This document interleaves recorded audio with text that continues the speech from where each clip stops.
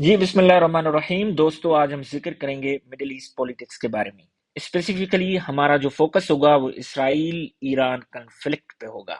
Recently آپ سب نے دیکھا ہے کہ ایران نے اسرائیل کے اوپر 200 بیلسٹک میزائلز کے ساتھ اٹیک کیا ہے۔ اگر ہم دیکھیں اسی سال کے اپریل کے مہینے میں 300 میزائلز کے ساتھ ایران نے اسرائیل کے اوپر اٹیک کیا ہے۔ تو اس سال میں یہ دوسرا اٹیک ایران کی طرف سے اسرائیل کے اوپر ہے۔ پوائنٹ یہ آتی ہے کہ اتنے میزائلز لانچ کرنے کے بعد اسرائیل کے اوپر کیا فرق پڑتا ہے، کیونکہ ہمیں ایز سچ کوئی فرق نظر نہیں آ رہا، کیونکہ اس کی پاپولیشن آلموسٹ 10 ملین ہے اور اس کی ایریا بھی لمیٹیڈ ہے۔ Despite so much utilisation of missiles, اس کے بعد بھی اسرائیل کا کچھ نہیں بگڑ رہا۔ تو پوائنٹ ہے کیا چیز، تو اس کا اثر کیا بنے گا؟ تو نقشے میں جیسے آپ کو نظر آ رہا ہے کہ بہت سارے میزائلز لانچ کیے گئے ہیں، تو حقیقت اگر ہم دیکھیں تو اسرائیل کا جو ایئر ڈیفنس سسٹم ہے دیٹ از ہائیلی اسٹرانگ۔ اس کی کوالٹی یہ ہے کہ وہ جتنے بھی اس کے ایئر اسپیس میں میزائلز آتے ہیں ان کو نیوٹرلائز کرنے کی کیپیسٹی رکھتا ہے۔ تو ایران اس وجہ سے اتنی کوانٹیٹی میں، بلک کوانٹیٹی میں میزائلز لانچ کرتا ہے۔ اس کا فوکس یہ ہوتا ہے کہ جو اس کا ایئر ڈیفنس سسٹم ہو وہ نیوٹرلائز کرتے کرتے جیم ہو جائے، میل فنکشن کر دے، تاکہ وہ صحیح طریقے سے نیوٹرلائز نہ کر سکے۔ 4 5 8 10 میزائلز کیا ہوں اس کے ٹیریٹری میں، وہ وہاں پہ ڈسٹرکشن کر سکیں۔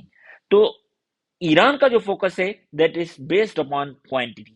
اگر ہم اسرائیل کا دیکھیں تو وہ ایک ڈفرنٹ قسم کا ہوتا ہے۔ اس کا جو اٹیک ہوتا ہے اس میں انفارمیشن، پرسیژن اینڈ کوالٹی ہوتا ہے۔ ایران کے اس اٹیک کی وجہ سے اسرائیل میں نقصان تو ہوا ہے۔ اگر ہم دیکھیں تو تل اویو، جیروسلم اینڈ ساؤدرن ریجن میں اس کو نقصان برداشت کرنا پڑا ہے۔ اب ایران کے اس اٹیک سے صرف ایران میں اس کو سیلیبریٹ نہیں کیا جا رہا، بلکہ اور ممالک جو مسلمان ممالک ہیں اس میں بھی اس اٹیک کو سیلیبریٹ کیا جا رہا ہے۔ اس کا ریزن یہ ہے کہ اسرائیل نے جس طریقے سے غزہ میں اور ادر سٹیز آف فلسطین اینڈ سویلین پاپولیشن ان لبنان میں جس طریقے سے ان کو ہٹ کیا ہے، اس سے جو مسلمس ہیں، جو مسلم کنٹریز ہیں، وہ ناراض ہیں اسرائیل سے۔ اسی وجہ سے اسرائیل کی ڈسٹرکشن پہ جو ایران نے کی ہے اس کو وہ سیلیبریٹ کر رہے ہیں، وہ اپنی سکسیس اس کو مان رہے ہیں، اور ایران کو وہ سپورٹ کر رہے ہیں اور ایران کی ہمت افزائی کر رہے ہیں۔ اگر ہم اسرائیل کو دیکھیں، کیونکہ اسرائیل خاموش نہیں رہے گا، اگر ہسٹوریکلی ہم دیکھیں اسرائیل نے بہت ساری آپریشنز کنڈکٹ کی ہیں۔ اوسی عراق نیوکلیئر ڈسٹرکشن والی جو آپریشن تھی عراق میں، وہ بھی اسرائیل نے کنڈکٹ کی تھی۔ آلموسٹ 5000 کلومیٹرز کی رینج پہ یہ آپریشن کنڈکٹ کی گئی تھی۔ تو اوسی عراق ایک نیوکلیئر پاور پلانٹ تھا۔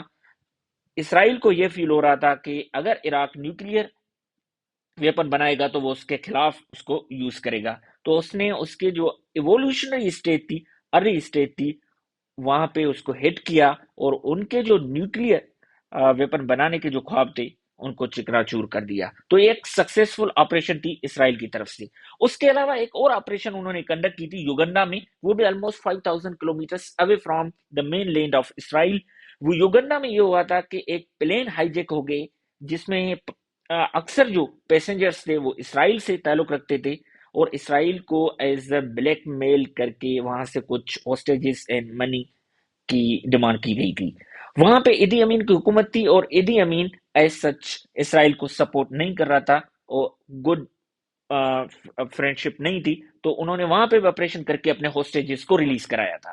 تو یہ جو آپ کو نقشہ آ رہا ہے یہ انٹیبی ایئرپورٹ کا ہے، اور انٹیبی ایئرپورٹ کا یہی نقشہ انہوں نے یوز کر کے وہاں پہ آپریشن کنڈکٹ کی تھی۔ اس میں ان کی 1 یا 2 سویلین کیجولٹیز ہوئی تھی، اور ایک آرمی ان کا جوان جو تھا وہ اس کی بھی کیجولٹی ہوئی تھی۔ اور اگر ہم دیکھیں تو وہ بینجامن نیتن یاہو کا ایلڈر برادر تھا۔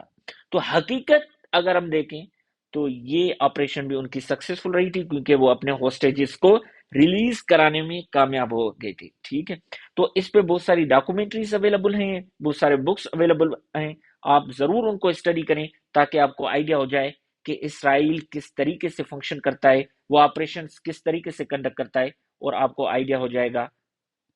ریسنٹلی اگر ہم دیکھیں تو اسرائیل نے ایک اور ٹیکنالوجیکل وارفیئر اسٹارٹ کی ہے۔ تو حزب اللہ نے पेजर डिवाइसेस परचेज किए थे। पेजर डिवाइसेस कम्युनिकेशन पर्पस के लिए यूज होते हैं और ये लो टेक डिवाइसेस है। उन्होंने ये डिवाइसेस इस वजह से चूज किए थे ताकि ना ट्रैक हो सके, ना उनको इंटरसेप्ट किया जा सके। बट इसराइल ने फिर भी इनमें डिस्ट्रक्टिव मटेरियल वहां पे इंस्टॉल करवाया था जहां से इन्होंने ऑर्डर किया था। तो ये एक स्पाई लेवल पे एक बड़े किस्म की ऑपरेशन है, क्योंकि at the same time Hezbollah के ये तमाम डिवाइसेस एक्सप्लोड हुए थे। और ये सिर्फ पेजर पे नहीं रुके, मगर वाकी टाकी वाला इंसिडेंट इसके बाद भी हो गया था। उसके अलावा अगर हम देखें, ईरान ने जो ये अटैक किया है, तो यूएस ने इसराइल को सपोर्ट दी है। सबसे ज्यादा अगर हम देखें 21st सेंचुरी में जो सपोर्ट होती है वो इंफॉर्मेशन शेयरिंग की होती है। तो इन एडवांस में यूएस ने इसराइल को बता दिया था कि ईरान आपके ऊपर अटैक करने वाला है। और उसके अलावा यूएस नेवी ने उसी रीजन में कहीं पे डिप्लॉय थी, वहां से ईरान के जो बैलिस्टिक मिसाइल्स थे उनको इंटरसेप्ट किया, न्यूट्रलाइज किया, ताकि जो इसराइल के ये डिफेंस सिस्टम है उसको थोड़ा रिलीफ भी मिल सके और वो बाकी बैलिस्टिक मिसाइल्स को रोक सके, ताकि उनकी कैजुअलिटीज एंड उनकी डिस्ट्रक्शन कम से कम हो सके। और ये यूएस ने पहली बार उनको सपोर्ट नहीं किया, उनको कई बार सपोर्ट करते आ रहा है और हमेशा से सपोर्ट करते आ रहा है, और आगे भी उसकी यही ख्वाहिश है कि उनको सपोर्ट करेगा।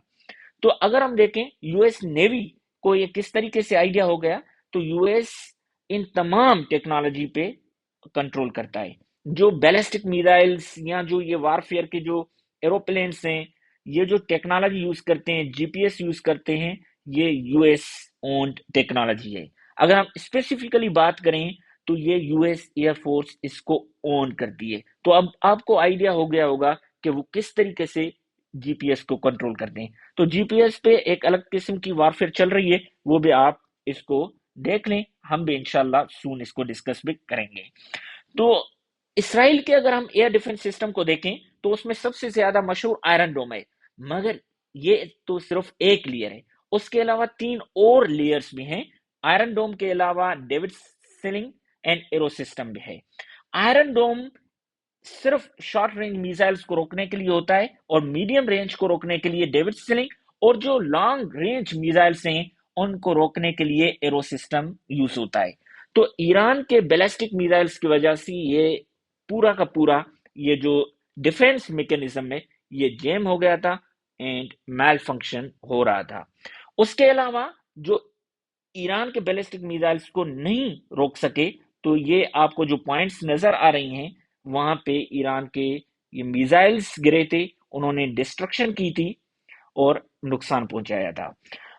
उसके एवज अभी यूएस ने ये कहा है कि इसराइल के हेल्प के लिए यूएस आगे आएगा और ईरान के स्ट्रेटेजिक असेट्स पे अटैक करेंगे। उसमें ईरानियन न्यूक्लियर फैसिलिटी भी है और बहुत सारी और चीज में है, जिसमें और अब अगर आप देखें तो उनकी oil industries and oil exploration की जो फैसिलिटीज हैं और जो उनके स्ट्रेटेजिक रिसोर्सेज हैं। तो अब पॉइंट ये आती है कि क्या हम वर्ल्ड वॉर थर्ड की तरफ जा रहे हैं? क्योंकि मिडिल ईस्ट में जिस तरीके से एक बॉयलअप हो रहा है, तो पॉइंट ये नजर आ रही है कि वर्ल्ड वॉर 3 की ये स्टार्ट तो नहीं है। तो इस बारे में आप अपनी राय दे दें कमेंट बॉक्स में कि क्या हम वर्ल्ड वॉर 3 के स्टार्ट पे हैं, और कौन सा रीजन ज्यादा इम्पैक्ट में आएगा। क्या ये वार सिर्फ मिडिल ईस्ट तक रहेगी या ये ग्लोबली ये जो है फैल सकती है? तो इसके बारे में आप अपनी राय दे दें और उसके साथ साथ आप एक नया टॉपिक भी सजेस्ट करें जिसको हम आने वाले वीडियोस में डिस्कस भी कर सकें। Okay, thank you, Allah Hafiz.